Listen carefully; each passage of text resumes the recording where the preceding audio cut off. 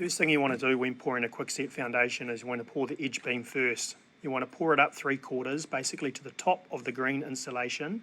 That's like putting pegs in the ground. It secures the system and stops it from pushing out. So once you pour behind those pods, it's going to put a lot of weight and want to push the system. So pouring the edge beam first is really important.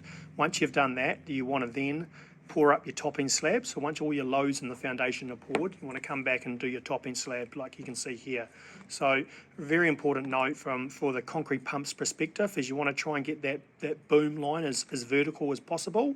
You want to try and bring the hose down to the foundation as much as you can and try and keep that concrete flow in a vertical motion. That will keep the pressure off the system and be nice and basically a nice relaxed pour. You don't want to blast the system with the concrete, as you may have seen in the past. It's obviously bad, and as you can imagine for QuickSet, it's an elastic system. It's a soft system, and the more abuse you give it, the more chance that things can go wrong. But as you can see here, we're vibrating. Very important to vibrate this last part super well. As you can see, it takes a vibration well. It doesn't move, because it doesn't have those braces or pegs. There's no movement given with that vibrator, so really important to vibrate the system well. As you can see here, he's bringing up that topping slab, nice and consistent. Now you can see the string line here. The system stayed in check. It's a couple of mils in from the line, which is awesome. That's exactly what we want to see.